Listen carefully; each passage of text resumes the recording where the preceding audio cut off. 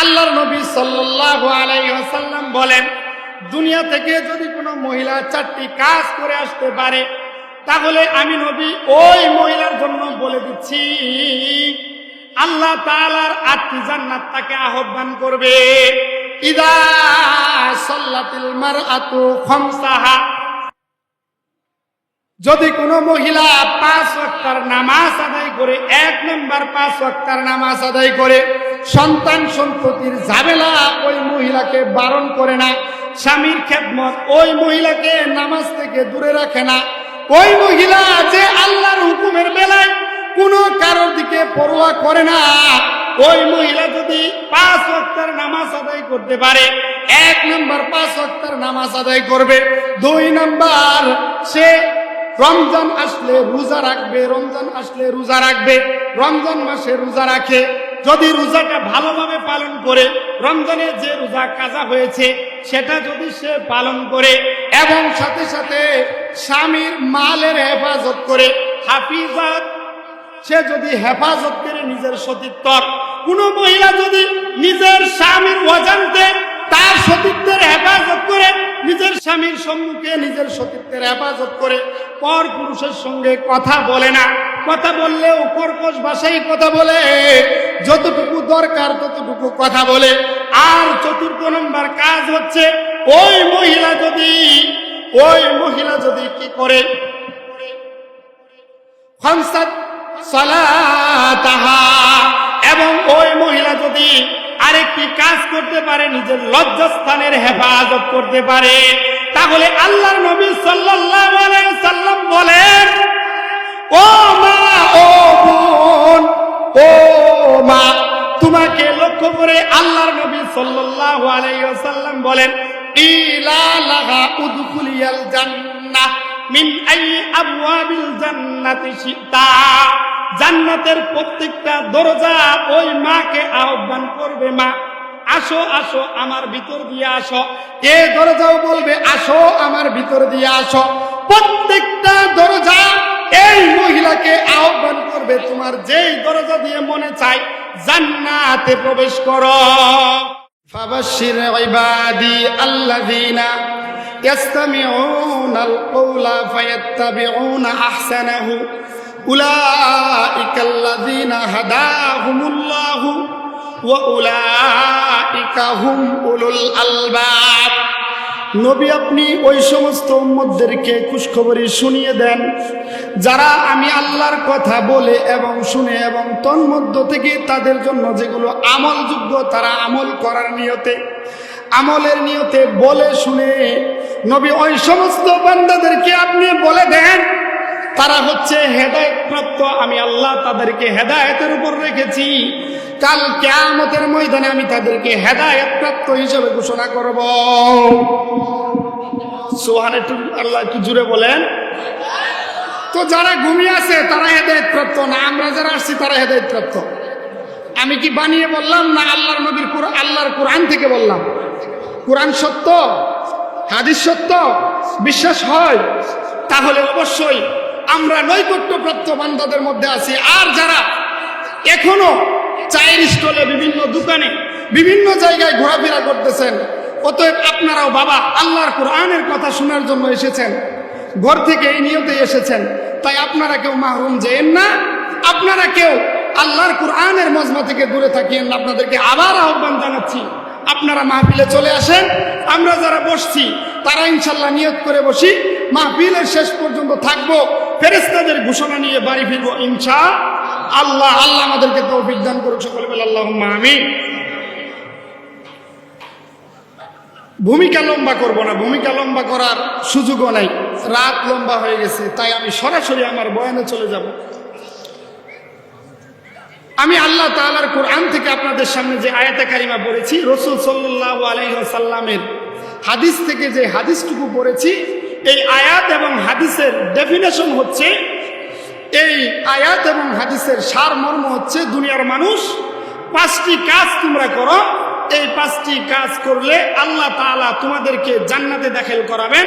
এবং আল্লাহ তাআলা নবী সাল্লাল্লাহু আলাইহি ওয়াসাল্লাম বলেন, বান্দা তোমার জন্য আমি জান্নাতে বাড়ি বানানোর জন্য, জান্নাতের প্রত্যেক দরজা তোমাকে আহ্বান করবে। এই কাজগুলো তুমি করলে আল্লাহর জান্নাতে আমি নবী জামিন হয়ে যাচ্ছে, তোমাকে আমি ঢুকিয়ে দেব। বলেন সুবহানাল্লাহ। এই কথা কয়েকটি আপনাদেরকে বুঝিয়ে আমি বয়ান শেষ করে দেব। এই 5টি জিনিস কি? 5টি জিনিস হচ্ছে, 1 নাম্বার আকীদা। 1 নাম্বার কি বাবা?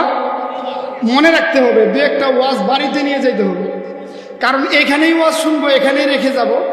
এই নিয়ত যদি করি তাহলে কোনো ফায়দা হবে না। 1 নাম্বার আকীদা, 2 নাম্বার ইবাদত, 2 নাম্বার কি? 3 নাম্বার মুআমালাত, 4 নাম্বার মুআশারা, আর 5 নাম্বার হচ্ছে আখলাক। আখলাক। এই 5টি জিনিসের উপর সংক্ষিপ্ত কয়েকটা কথা বলে আমি আমার আলোচনা শেষ করব। বুঝতে পারছেন তো বাবারা? মনে থাকবে তো ইনশাআল্লাহ? প্রথমে বলেছি কি? আগে মুখস্থ করতে হবে বাবা। 1 নাম্বার হচ্ছে আকীদা, 2 নাম্বার ইবাদত, 3 নাম্বার মুআমালাত, 4 নাম্বার মুআশারা, 5 নাম্বার আখলাক। এই 5টি জিনিস যদি কোনো ব্যক্তি ঠিক করতে পারে, আল্লাহর নবী সাল্লাল্লাহু আলাইহি সাল্লাম বলেন, উম্মতকে জানিয়ে দেন, উম্মতের উলামায়ে কেরাম, ওই উম্মতের জন্য আমি নবী জান্নাতে যাওয়ার জন্য গ্যারান্টেড হয়ে যাচ্ছি। তাকে জান্নাতে যে পর্যন্ত না পৌঁছাবো, ওই উম্মত যে পর্যন্ত জান্নাতে না যাবে, ওই পর্যন্ত আমি নবী জান্নাতে প্রবেশ করব না। বলেন না সুবহানাল্লাহ। এই 5টি জিনিস বলে আমি আমার বয়ান শেষ করব। বুঝতে পারছি তো বাবা?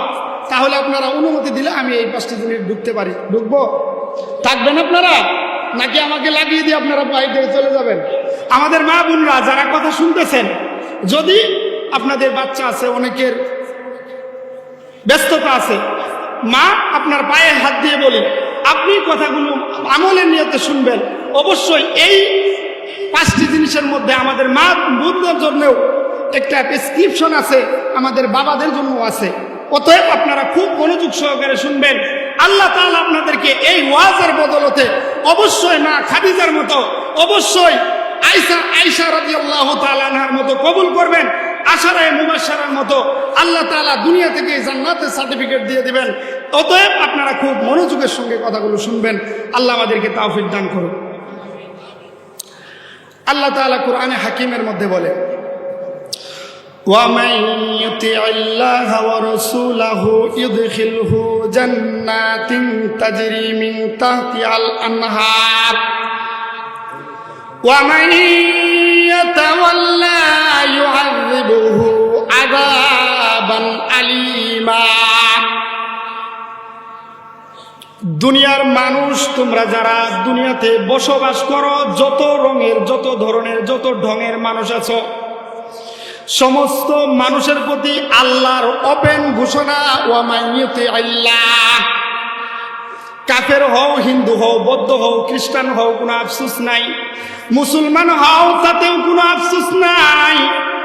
তুমি যদি আমি আল্লাহকে ভয় করো, আমি আল্লাহকে মানো, ওয়া মান ইউতিআল্লাহ, আমি আল্লাহকে অনুসরণ করো, এবং আমি আল্লাহর প্রেরিত নবী রাসূলকে তুমি অনুসরণ করো, তাহলে বান্দা তুমি জেনে রাখো, তোমার জন্য আমি আল্লাহ এমন একটি জান্নাত প্রস্তুত করেছি, এমন একটি আবাসস্থল প্রস্তুত করেছি, যেই আবাসস্থলের নিচ দিয়ে নহর প্রবাহিত হয়, যেই আবাসস্থলের নিচ দিয়ে দুধের নহর, মধুর নহর, শরাবের নহর। দুনিয়াতে আমরা খাল, বিল, ঝিল দেখি, কিন্তু আল্লাহ বলেন, আরে এই খাল, বিল আর ঝিল নয়, তোমার এই জান্নাতের নিচ দিয়ে নহর প্রবাহিত হবে। জোরে জোরে বলেন সুবহানাল্লাহ। বান্দা কাজ হচ্ছে একটি, 1 নাম্বার আমি আল্লাহকে ভয় করবা, 2 নাম্বার আমার নবীকে অনুসরণ করবা। আল্লাহ তাআলা কুরআনের অন্য আয়াতের মধ্যে বলেন, কুল ইন কুনতুম তুহিব্বুনাল্লাহ ফাত্তাবিউনি ইউহিব্বুকুমুল্লাহ।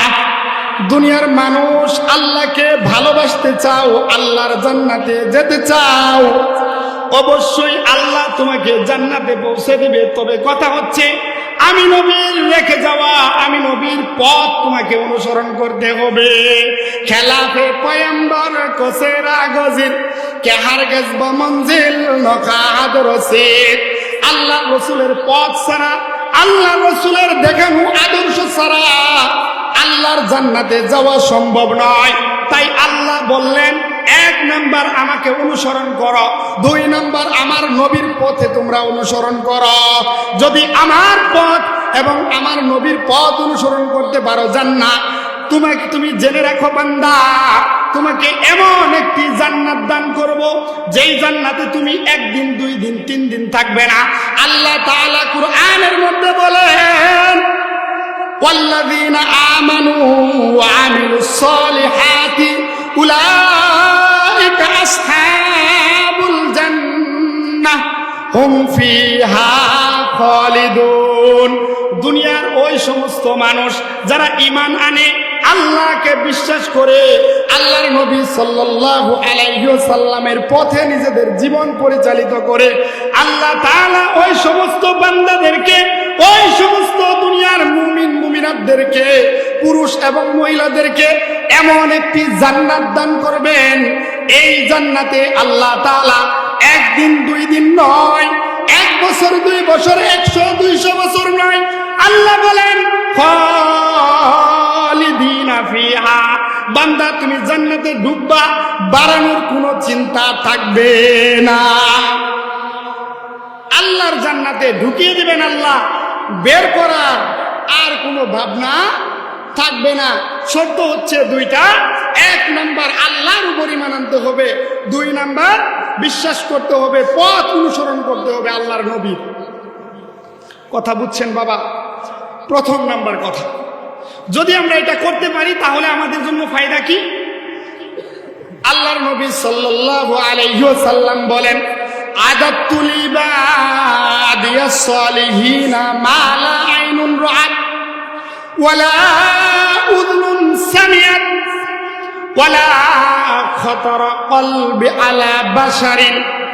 বান্দা তুমি যদি 2টা কথা মানতে পারো তাহলে আল্লাহ তোমার জন্য এমন একটি জান্নাত বানিয়েছেন, মালা আইনুন রাআত, দুনিয়ার কোন চক্ষু এই জান্নাত সম্পর্কে দেখে নাই।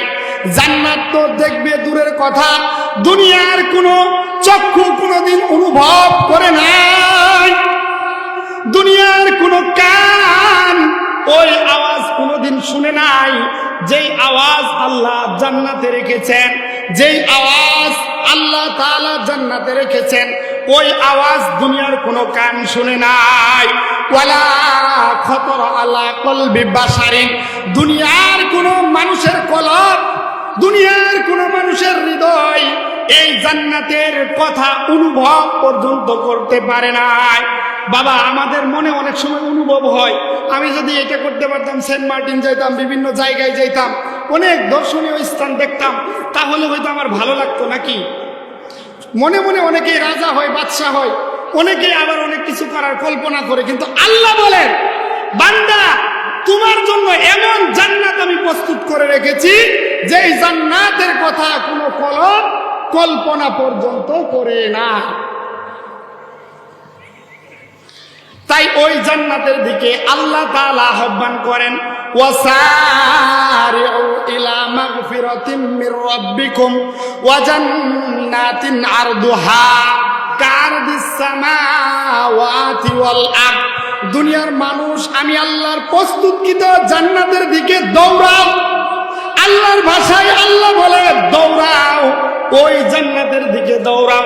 ওয়াসারিউ ইলা মাগফিরাতিন, আমি আল্লাহর ক্ষমার দিকে দৌড়াও। শুধু তাই নয়, আমি আল্লাহর জান্নাতের দিকে দৌড়াও। কেন দৌড়াবা? আল্লাহ স্পষ্ট করে দিয়ে বলেন, আল্লাহ বলেন আরদুহা কারদিস সামাওয়াতি ওয়াল আরদ, কেননা এই জান্নাতের প্রশস্ততা, এই জান্নাতের দৈর্ঘ্য হচ্ছে আসমান থেকে জমিন। সুবহানাল্লাহ বলা যাবে? এই আয়াতের ব্যাখ্যায় মুফাসসিরিনে কেরাম লেখেন যে আল্লাহ দৈর্ঘ্যের কথা কেন বললেন। এই যে আমাদের মাহফিলের আয়োজন হয়েছে, এখানে দৈর্ঘ্য আছে, প্রস্থ আছে। প্রস্থটা অনেক বড়, কিন্তু দৈর্ঘ্যটা একটু ছোট। কি বলেন? আল্লাহ আমাদেরকে বোঝানোর জন্য বুঝাইতে চাইলেন দুনিয়ার মানুষ আসমান এবং জমিন যতটুকু দূরত্বের মধ্যে আছে তার চেয়েও বেশি দূরত্বের মধ্যে আল্লাহ বানিয়েছেন জান্নাতের দৈর্ঘ্য। প্রস্থ কতটুকু? প্রস্থ মানে লম্বাই কতটুকু? সমস্ত মুফাসসিরিনে কেরামরা লেখেন, সমস্ত মুফাসসিরিনে কেরামরা এই আয়াতের ব্যাখ্যার মধ্যে বলেন ওয়াল্লাহু আ'লামু বিমুরাদিহি। এই যে আল্লাহ জান্নাত বানিয়েছেন দৈর্ঘ্য আর প্রস্থ, এই জান্নাতের লম্বাই কতটুকু এটা আমরা জানি না, এটা দুনিয়ার কোনো মুফাসসির ব্যাখ্যা করতে পারবে না। এই যে কথার ব্যাখ্যা হচ্ছে যে আল্লাহ তাআলা এই সম্পর্কে ভালো জ্ঞাত। ওয়াল্লাহু আ'লামু বিমুরাদিহি। আল্লাহ বলেন জান্নাত তোমার জন্য আমি প্রস্তুত করেছি, আর আমরা দৌড়াই জান্নাত থেকে অন্য পথে, আমরা দৌড়াই জান্নাত থেকে দূরের পথে। আল্লাহর নবী সাল্লাল্লাহু আলাইহি ওয়াসাল্লাম বলেন দুনিয়ার মানুষ তোমরা যদি তিনটি কাজ করতে পারো আমি নবী তোমাদের জন্য জান্নাতের গ্যারান্টেড হয়ে যায়, তোমাদের জন্য জান্নাতের গ্যারান্টেড হয়ে যায়। কেমন গ্যারান্টেড? আল্লাহর নবী বলে তোমাকে যে পর্যন্ত একটি ভবন জান্নাতে না দেওয়া হবে আমি নবী ওই পর্যন্ত তোমার ব্যাপারে আল্লাহর পক্ষ থেকে সুপারিশ করার থেকে দূরে থাকবো না। কাজ হবে তিনটা। কাজ কয়টা? তিনটা। আল্লাহর নবী সাল্লাল্লাহু আলাইহি ওয়াসাল্লাম বলেন জাইমুন বিবাইতিন ফি ইবাদিল জান্নাতি লিমান তারাকাল মিরাআ ওয়া ইন কানা মুহিক্কান। উম্মতরে আমার উম্মতের দল, তোমরা প্রথম নাম্বার যেই কাজটি করবা, যেই কাজ তোমাদের উপর দায়িত্ব, এই কাজটি হচ্ছে জাইমুন বিবাইতিন ফি ইবাদিল জান্নাহ। আমি নবী তোমার জন্য জান্নাতের সর্বোচ্চ স্থানের মধ্যে কিনারার মধ্যে একটি জান্নাত নির্মাণ করে দেব, একটি ভবন নির্মাণ করে দেব। এক নাম্বার কাজ হবে তুমি ঝগড়া কলহ বিবাদ থেকে দূরে থাকবে। মানুষ তোমার সঙ্গে যদি ঝগড়া করতে আসে আগ বাড়িয়ে তোমার সঙ্গে ঝগড়া করে, আর তুমি বান্দা তুমি উম্মত যদি এই ঝগড়ার মধ্যে টিকে যাও, তোমার এটা মনে হয় যে আমি সত্যবাদী, আমার কথা সত্য, আমি যদি তার সঙ্গে ঝগড়া লাগি অবশ্যই আমি জিতে যাব। তারপরেও যদি কোনো উম্মত ঝগড়া থেকে দূরে থাকে বলে আমি মুসলিম, মুসলমান ঝগড়া পছন্দ করে না, মুসলমানের কাজ ঝগড়া করা নয়, মুসলমানের কাজ সালাম শান্তি অর্জন করা। অতএব আমি ভাই তোমার সঙ্গে ঝগড়া করতে চাই না, তুমি আল্লাহর উপর তোমাকে ছেড়ে দিচ্ছি, তুমি শান্ত হয়ে যাও। এই কথা যদি কোনো উম্মত বলতে পারে আল্লাহর নবী সাল্লাল্লাহু আলাইহি সাল্লাম বলেন ওই উম্মতকে আমি নবী জামিন হয়ে জান্নাতের মধ্যে একটি ভবন নির্মাণ করে দেব। ভবন চাই কি চাই না? আমাদের সমাজে অনেক মানুষ আছে ঝগড়া কিভাবে বাজে, কি বলেন, একজন আরেকজনের সঙ্গে লাগিয়ে দেয়, আবার এসে তলে তলে বলে এই মামলা করে দাও, তারপরে দেখতেছে কি করা লাগে। কথা বলেন ঠিক কিনা? আপনারা একটু কথা বললেন, নাইলে ওয়াজ জমবে না, একা একা তার হয় না। কি বলেন? আমাদের সমাজে এমন মানুষ আছে কি নাই? আছে, অভাব নাই। আমাদের সমাজে এমন মহিলার অভাব নাই যারা এক জায়গার কথা আরেক জায়গায় লাগাবুন। দুনিয়ার সমস্ত বনি আদম গুনাহগার, ওই গুনাহগারদের মধ্যে সবচেয়ে উত্তম হচ্ছে ওই সমস্ত গুনাহগারী ব্যক্তিরা যারা আল্লাহর কাছে তওবা করে এবং ফিরে আসে। অতএব বাবা আমরা সকলেই গুনাহগার, গুনাহ কম আর বেশি হয়ে যায়। আল্লাহর নবী সাল্লাল্লাহু আলাইহি সাল্লাম বলেন মুমিন গুনার কাজ করতে পারে কিন্তু মুমিন মিথ্যা বলতে পারে না। মুমিনের দ্বারা মিথ্যা কখনোই প্রকাশ পায় না। আর যেই মুমিন মিথ্যা বলবে না, মিথ্যা পরিহার করবে, আল্লাহর নবী বলে হাসির চলে মজাক করে ঠাট্টা করে যে মিথ্যা পরিহার করবে আমি নবী তার জন্য জান্নাতের মাঝখানে একটি ঘর নির্মাণ করার জিম্মাদার হয়ে গেলাম। আল্লাহর নবী সাল্লাল্লাহু আলাইহি ওয়াসাল্লাম বলেন ওয়া বিবাইতিন ফি আ'লাল জান্নাহ, আল্লাহ তাআলা জান্নাতের সবচেয়ে উঁচু জায়গার মধ্যে একটি ভবন নির্মাণ করে দেবেন ওই বান্দার জন্য, ওই উম্মতের জন্য যে নাকি তার আখলাককে সুন্দর করে। যার আখলাক যত সুন্দর, আল্লাহর নবী বলে বান্দা তুমি তোমার আখলাককে সুন্দর করবা, তোমার চরিত্রকে সুন্দর করবা। দুনিয়ার কোনো মানুষ যাতে অভিযোগ করে না যে এই ব্যক্তিটা ভালো না, এই ব্যক্তি কথা দিয়ে কথা রাখে না, অন্যের মাল আত্মসাৎ করে একজনের কথা আরেকজনের সঙ্গে লাগায়, নিজের ঘরে বউ রেখে অন্যের বউয়ের সঙ্গে টাঙ্কি মারে, আছে কি নাই? এরকম চরিত্র যদি কোনো বান্দার না থাকে, আল্লাহর নবী সাল্লাল্লাহু আলাইহি ওয়াসাল্লাম বলেন আলাল জান্নাহ, জান্নাতের উঁচু স্থানের মধ্যে ওই বান্দার জন্য আমি নবী একটি ঘর নির্মাণ করে দেব, যেখানে বসে এই বান্দা জান্নাতের এপাশ থেকে ওপাশ চতুর্পাশ দেখতে পারবে। বলেন না সুবহানাল্লাহ।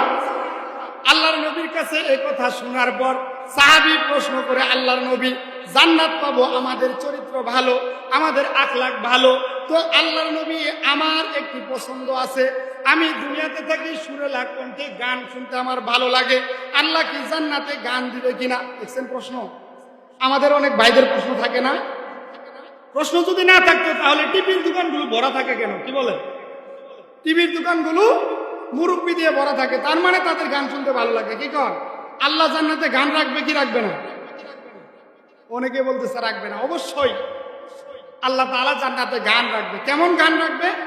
এক বক্তা একটু বলেছিল, আমি আসার পর শুনেছিলাম, উনার ফিনিশিংটা একটু দিয়ে দিচ্ছি একটু।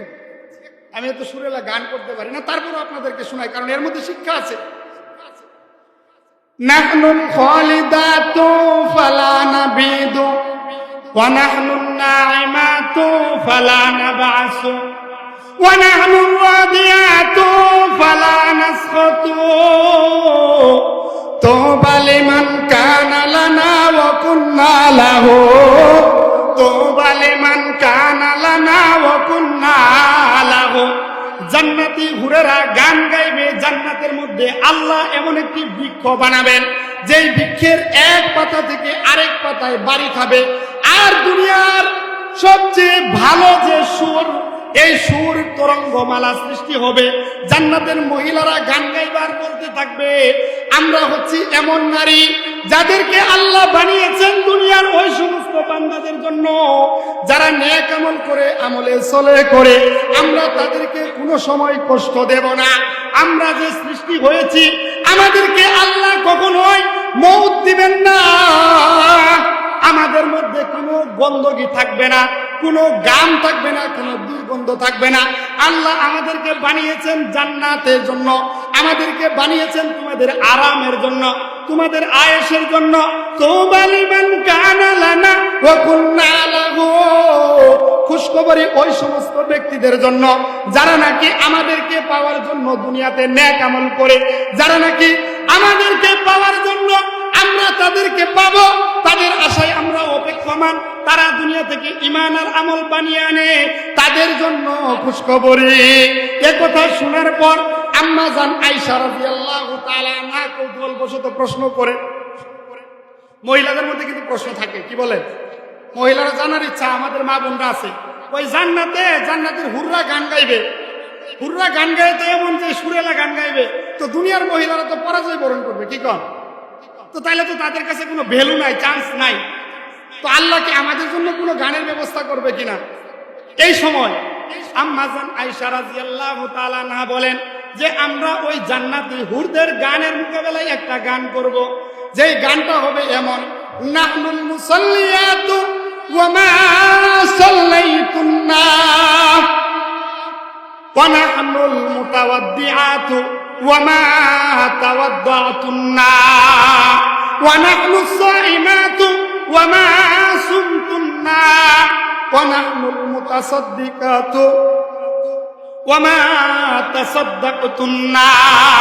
এ জান্নাতের হুরেরা, জান্নাতের ভালারা, তোমরা জেনে রাখো, তোমরা যারা বলো তোমরা এত পুত পবিত্র, আরে তোমরাও শুনে রাখো, আমরা যারা দুনিয়ায় ছিলাম, আমরা রবের সন্তুষ্টির জন্য, আল্লাহকে খুশি করার জন্য নামাজ পড়েছিলাম। শুধু তাই নয়, নাহনুল মুতাওয়াদ্দিয়াতু, মন চাই নাই শীতের রাত্রে উঠি ঠান্ডা পানি দিয়ে ওযু করি, তারপরেও আমরা ঠান্ডা পানি দিয়ে ওযু করেছিলাম রবের সন্তুষ্টির জন্য। আমরা আল্লাহর সামনে দাঁড়িয়েছিলাম।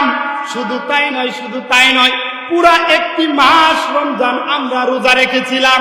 আমাদের মনে চেয়েছিল খাওয়ার জন্য, আমাদের মনে চেয়েছিল অন্য কিছু করার জন্য, কিন্তু আমরা নফসকে দমন করেছিলাম। আমরা দুনিয়া থেকে ইবাদত করেছিলাম। যেই রোজাগুলো আমাদের দুনিয়ায় কাজা হয়ে গিয়েছিল, ওই রোজাগুলো আমরা অন্য সময় করেছিলাম। মা বোনদের রোজা কাজা হয় কি হয় না? প্রত্যেকের মা বোনদের আমাদের রমজানের রোজা কিছু কাজা যায়, কিন্তু আমাদের মা বোনরা এতটাই গাফেল, অনেকেই আর অলসতাবশত এই রোজাগুলো করে না।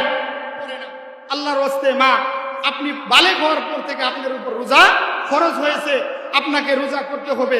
অবশ্যই আপনার জীবনে বালেগ হওয়ার পর থেকে যে রোজাগুলো কাজা গিয়েছে, এগুলো আপনাকে আদায় করতে হবে। না করলে জান্নাতের হুরদের উপর আপনি বিজয় হতে পারবেন না, বিজয় হতে পারবেন না, কারণ আপনি বলতে পারবেন না। তাই আল্লাহর ওয়াস্তে কাজা রোজাগুলো আদায় করে ফেলবেন। আল্লাহ আমাদেরকে তৌফিক দান করুন। এবার রাসূল আকরাম সাল্লাল্লাহু আলাইহি ওয়াসাল্লাম আয়েশার কথা শুনে মিটি মিটি হাসে আর বলে, আয়েশা, তুমি যে গান বললা, দুনিয়ার মহিলারা যদি এই গান করে গো, তখন জান্নাতের হুরদের মুখ লজ্জায় অবনত হয়ে আসবে। জান্নাতের মহিলাদের হুরদের মুখের মধ্যে শরমের ছাপ পড়বে। তারা বলবে, আমরা তো রোজাও করি নাই, আমরা তো যাকাতও দেই নাই, সদকাও করি নাই, দানও করি নাই। অতএব আল্লাহর নবী বলেন, দুনিয়ার মহিলাদেরকে আল্লাহ জান্নাতের মধ্যে প্রাধান্য দান করবেন এবং আল্লাহ তাআলা দুনিয়ার মহিলাদেরকে প্রাধান্য দিয়ে জান্নাতের মহিলাদের সর্দার বানিয়ে দেবেন। সুবহানাল্লাহ। বাড়ির যায় কই, আরো আসতে কই, শুনবে, ওইদিকে মা বোনরা আছে, শুনবে, জোরে বলেন না সুবহানাল্লাহ। এবার আল্লাহর নবী সাল্লাল্লাহু আলাইহি সাল্লাম বলেন, দুনিয়াতে মহিলাদের জান্নাতে যাওয়া খুব সহজ। মহিলাদের জান্নাতে যাওয়া কি খুব সহজ।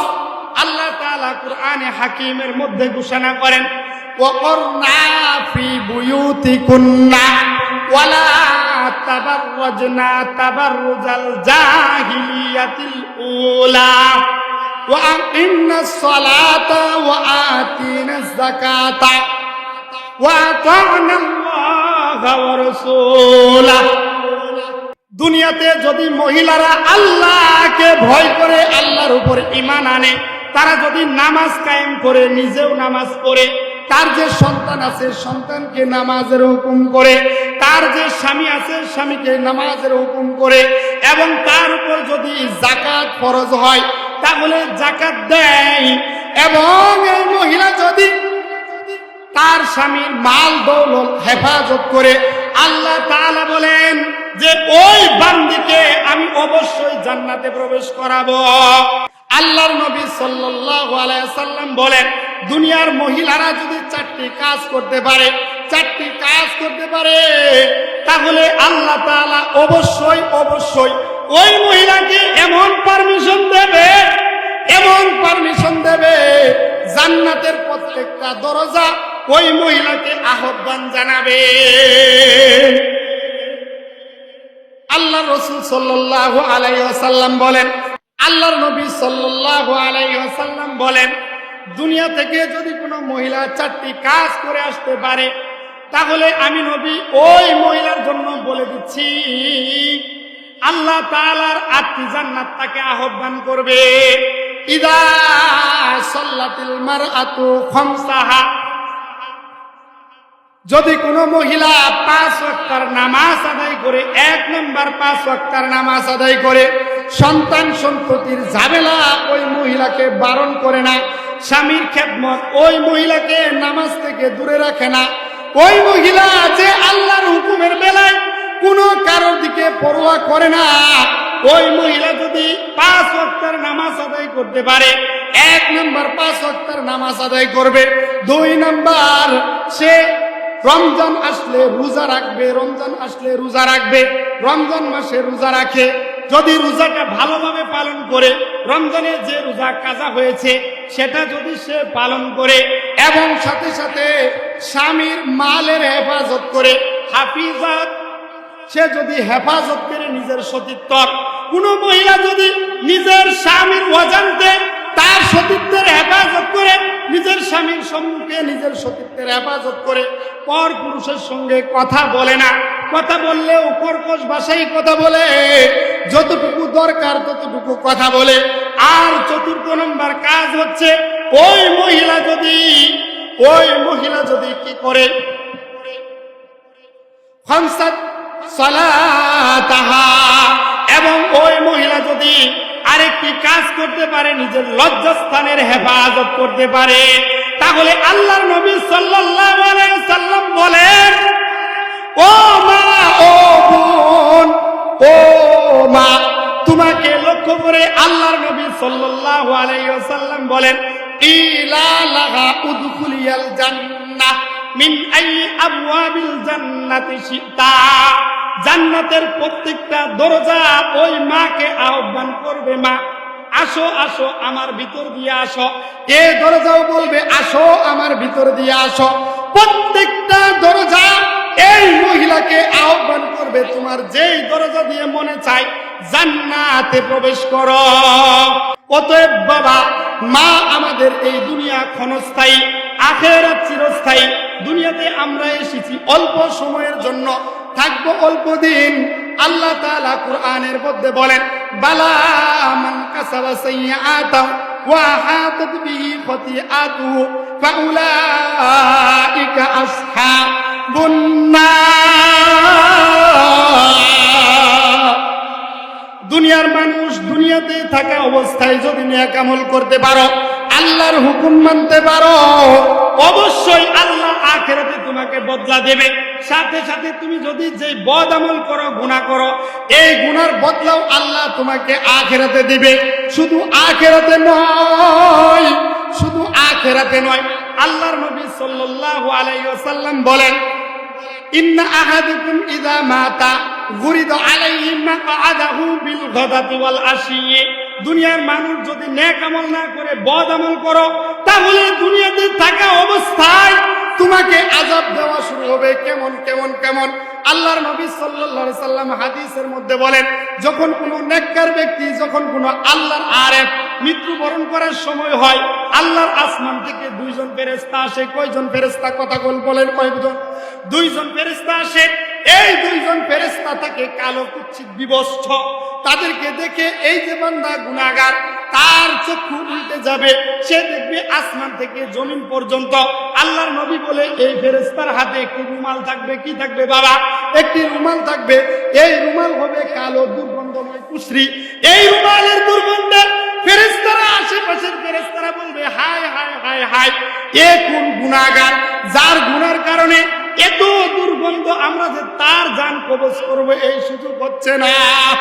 এমন অবস্থায় বান্দার নিঃশ্বাস আর বের হবে না, নিঃশ্বাস আটকে যায়। এমন অবস্থায় আজরাইল এসে বলে, এ দুষ্ট আত্মা বেরিয়ে আসো, দুষ্ট আত্মা বেরিয়ে আসো। আত্মা এবার কোথায় পালাবে? সে বিভিন্ন জায়গায় ছুটাছুটি করে, কখনো মাথায়, কখনো বা পায়ের নিচে, আবার কখনো বা লুম কেশের মধ্যে পালায়। ইমাম গাজালি রহমতুল্লাহ আলাইহি বলে, ওই বান্দার আত্মা এতটাই পালানোর চেষ্টা করবে, শরীরের প্রত্যেকটা অঙ্গ প্রত্যঙ্গের মধ্যে মিশে যাবে এবং মিশে বলবে, আল্লাহ আমাকে তুমি ছেড়ে দাও, আমি দুনিয়ায় যত পাপ করেছি আর করব না।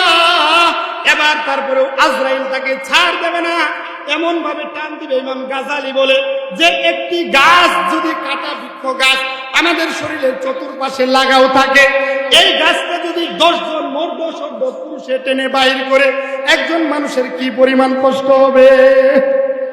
কই একজন গুনাহগারের যখন জান কবজ হয়, তার চেয়েও হাজার লক্ষ কোটি গুণ বেশি একজন গুনাহগারের কষ্ট হয়। বাবা আল্লাহর নবী বলে, আহা মৌত যদি আমার না আসতো, আমার কোন উম্মতের না হইতো, তাহলে কতই না ভালো হইতো। আল্লাহর নবী একথা বলার পর বলে ওই দুষ্ট আত্মাকে বাহির করবে এবং তাকে ওই রুমালের ভিতরে পেঁচিয়ে আসমানের দিকে নিয়ে যাবে। আসমানের সমস্ত দরজাগুলো বলবে এই দুষ্ট আত্মাকে আমাদের ভিতর দিয়ে ঢুকতে দেওয়া যাবে না। এবার আল্লাহ তাআলার পক্ষ থেকে আওয়াজ আসবে, এই বান্দাকে সিজ্জিনের মধ্যে পৌঁছে দাও। এমন অবস্থায় তাকে কবরের মধ্যে দিয়ে দেওয়া হবে, তার মধ্যে রূপ আসবে, তার আমলগুলো সিজ্জিনের মধ্যে পৌঁছে যাবে। এমন অবস্থায় বাবা একজন ফেরেশতা আসবে, ওই ফেরেশতা হবে কালো বিভৎস, যে চলতে পারে না, হাঁটতে পারে না, বড় মাজুর। এই ব্যক্তি দেখে বলবে, মৌতকৃত ব্যক্তি বলবে, বাবা তুমি কে?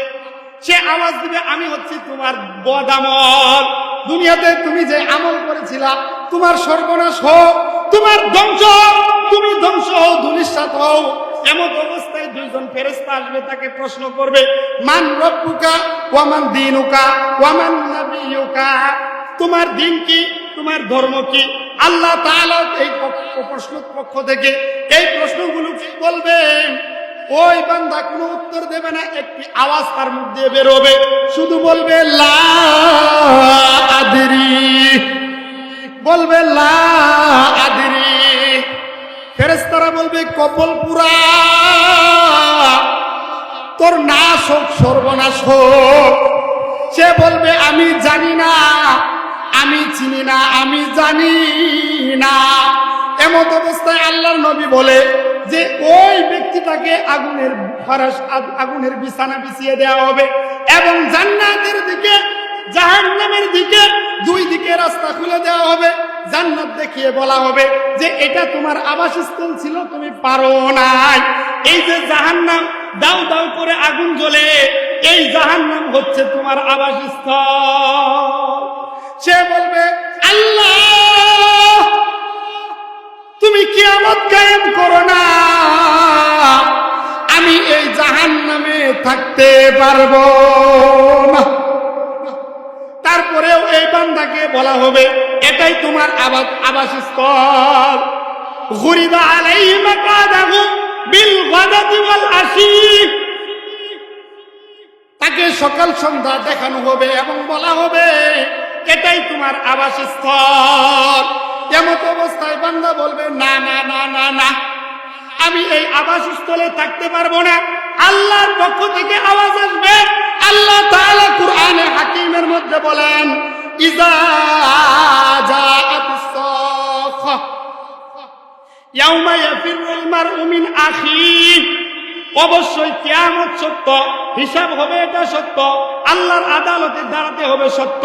কিন্তু এটাও জেনে রাখো দুনিয়ার মানুষ, ওই দিন মা ছেলের থেকে ভাগতে থাকবে, বাবা সন্তান থেকে দূরে সরে যাবে। কেন কেন কেন? আল্লাহ তাআলা কুরআনের মধ্যে বলেন, কারণ সন্তান যদি একটা আমল চাই তাহলে তো দিতে পারবে না, এজন্যই মানুষেরা ভাগতে থাকবে। আল্লাহ তাআলা বলেন, ওই সময় এক একটা মানুষ এমন ভাবে দৌড়াবে যে একটা আমল যদি চলে যায় তাহলে তো আমি শেষ। এমন অবস্থায় আল্লাহর রাসূল সাল্লাল্লাহু আলাইহি সাল্লাম বলেন, ভাইয়ের কাছে যাবে, বলবে, ভাই তুমি তো দুনিয়ায় আমার ভাই ছিলে, একটি আমল দাও যে আমলের কারণে জান্নাতে যাইতে পারি। মায়ের কাছে বলবে, একটি আমল দাও। বাবার কাছে বলবে, না না না, দুনিয়ায় আমার কোনো বিয়ে হয় নাই, আমার কোনো সন্তান সন্ততি ছিল না। এভাবে যখন বান্দা ঘুরে ফিরে চলে আসবে, এমন অবস্থায় বান্দার জন্য এমন করুণ অবস্থা হবে, ওই সময়ের মধ্যে আল্লাহ রাসূল সাল্লাল্লাহু আলাইহি সাল্লাম বলেন, আল্লাহর পক্ষ থেকে আসমান থেকে ডাক আসবে, সাবাতুন ইযিল্লুহুমুল্লাহু ফি জিল্লিহি ইয়াওমান লা জিল্লা ইল্লা জিল্লুহু। ওই সাত প্রকার ব্যক্তি তোমরা কোথায়? যারা আল্লাহর জন্য, দ্বীনের জন্য, আল্লাহকে ভয় করে যৌবনকালে আল্লাহর ইবাদত করেছো, তোমরা যারা আল্লাহর রাস্তায় দান করেছো, সদকা করেছো, তোমাদের দানগুলোকে আমি আল্লাহ সংরক্ষিত করেছি। আজকে তোমাদের এই দানগুলোর দ্বারা আমি আসমানে ছায়া কায়েম করেছি। আসো তোমরা এই ছায়ার মধ্যে থাকো এবং তোমরা এই মেশকের ছায়ার মধ্যে আনন্দ ফুর্তি করতে থাকো। ওই সময় ভাগ্যবান হবে ওই ব্যক্তি যে আল্লাহর রাস্তায় দান করেছে, যে দুনিয়াতে থাকা অবস্থায় আল্লাহর রাহে দিয়েছে। আল্লাহর নবী সাল্লাল্লাহু আলাইহি সাল্লাম যখন বললেন, আমার সাহাবীরা ওই আরশের ছায়ার নিচে কে থাকতে চাও? আল্লাহর রাস্তায় জিহাদে যেতে হবে, আল্লাহর দ্বীন কায়েম করতে হবে, আল্লাহর ঘর নবীর ঘর, নবীর ঘর, আল্লাহর হুকুম নবীর তরিকা অনুযায়ী মানুষ যাতে চলতে পারে, আমাদের মা বোনরা চলতে পারে, সেজন্য এই মাদ্রাসাগুলো কায়েম করা দরকার, দ্বীন রাখা দরকার। অতএব তোমরা কিছু কিছু দান করো। আল্লাহ তাআলা কুরআনে হাকিমের মধ্যে বলেন, ইয়া আইয়ুহাল্লাযীনা আমানু আনফিকু মিম্মা রাযাকনাকুম। ও দুনিয়ার মানুষ, আল্লাহ তোমাদেরকে যে সমর্থন দিয়েছেন ওই সমর্থন থেকে আল্লাহ বলেন নাই তুমি বেশি দান করো। আল্লাহ বলেন তুমি 100 টাকার মানুষ, সেখান থেকে 10 টাকা দান করো। তুমি 1000 টাকার মানুষ, তুমি সেখান থেকে 100 টাকা দান করো। তুমি লাখ টাকার মানুষ, আল্লাহ তোমাকে লাখপতি বানিয়েছে, তুমি সেখান থেকে 1000 টাকা দান করো। আল্লাহ তোমাকে কোটি কোটি বিলিয়ন বিলিয়ন টাকা দিয়েছে, তুমি সেখান থেকে লক্ষ লক্ষ টাকা দান করো। ওই যে ব্যক্তি যে তার সামর্থ্য অনুযায়ী 10 টাকা দান করেছে, আর ওই ব্যক্তি যে লাখ লাখ টাকা দান করেছে, আমি নবী জানিয়ে দেই যে তোমার আমলনামার মধ্যে 1 লাখ টাকাওয়ালা ব্যক্তি যে দান করেছে, সেই দান যে পরিমাণ সওয়াব হয়েছে, আমি নবী জানিয়ে দেই ওই 10 টাকা দানকারী ব্যক্তিরও সওয়াব সমপরিমাণ হবে। আল্লাহর রাহে দান করলে কোনো কম আছে? বলতে পারেন, বাবা কত টাকাই তো দান করলাম। বাবা দান যতদিন বেঁচে আছি ততদিন করব, দান করিলে ধন কমে না, দানে সম্মান আরো বৃদ্ধি হয়। আল্লাহর নবী সাল্লাল্লাহু আলাইহি ওয়াসাল্লাম যখন এই কথা বললেন, সাহাবায়ে কেরাম রাদিয়াল্লাহু তাআলা আজমাইন কম্পিটিশন করলেন। একজন বলে যে এবার সুযোগ, এবার আবু বকর আমাদের উপর যেতে পারবে না। উসমান বলে আমি হচ্ছি মদিনার মধ্যে সবচেয়ে বড় ধনী, আমি আমার সম্পদ 2 ভাগ করে আল্লাহর রাস্তায় দান করব। আলী বলে আমার যা সম্পদ আছে তাকে 3 খণ্ড করে আল্লাহর রাস্তায় দান করব। এভাবে সকল সাহাবীরা যখন দান করতে থাকে, এমত অবস্থায় আল্লাহর নবী সাল্লাল্লাহু আলাইহি সাল্লামের সামনে দানের স্তূপ হয়ে যায়। এমত অবস্থায় আল্লাহর নবী সাল্লাল্লাহু আলাইহি সাল্লামকে আবু বকরকে লক্ষ্য করে বলেন, আবু বকর কি এনেছে? আবু বকর সুন্দর একটা উত্তর দিয়েছে, শুনবেননি? माले दौलत दे के भी सरबराह किया मेरे लिए, माले दौलत दे के भी सरबराह किया मेरे लिए, एक खुदा मेरे लिए, एक मुस्तफा मेरे लिए। আল্লাহর নবী আমার দান দেওয়ালে, ঘরের দান দেওয়ালে আমি থাপিয়ে থাপিয়ে দেখেছি, বাম দেওয়ালে থাপিয়ে থাপিয়ে দেখেছি, একটা সুইও যদি থাকতো আমি সেটি আপনার রাহে আল্লাহর রাস্তায় দান করতাম। সমস্ত সাহাবীরা হতভম্ব, বলে কি আসলেই তো তাই। আল্লাহর নবী প্রশ্ন করে, আবু বকর ঘরওয়ালাদের জন্য কি রেখে আসলা? এবার আবু বকর বলে, মালে দৌলত দেখে भी सबरा गया मेरे लिए, एक खुदा मेरे लिए, एक मुस्तफा मेरे लिए। আমি আমার ঘরের জন্য মুস্তাফাকে রেখে এসেছি, আল্লাহকে রেখে এসেছি, শুধুমাত্র আল্লাহ এবং মুস্তাফাই যথেষ্ট। বলেন না সুবহানাল্লাহ? তো আমরা তো তাদের উত্তরসূরি, কি বলে? আমরা তাদের উত্তরসূরি না? তো আমরা আমাদের সর্বোচ্চ আল্লাহর রাস্তায় দিতে পারলে, এই যে মাদ্রাসা, এখান থেকে আমাদের একটা মেয়ে যদি দিনদার হয়, ধার্মিক হয়, তার ঘর থেকে যে সন্তান হবে, এই সন্তানগুলো কুরআন পড়বে, এই মাদ্রাসার থেকে যত আলেমা বের হবে তারা দুনিয়াতে থাকবে, আপনি আমি থাকবো না, সব ধন সম্পদ সবই থাকবে। যদি আমরা কিছু কিছু আবারও দান করি, আবারও নিজেদের সামর্থ্য অনুযায়ী দেই, তাহলে কি আল্লাহ আমাদেরকে ঠকাবে? ঠকবে?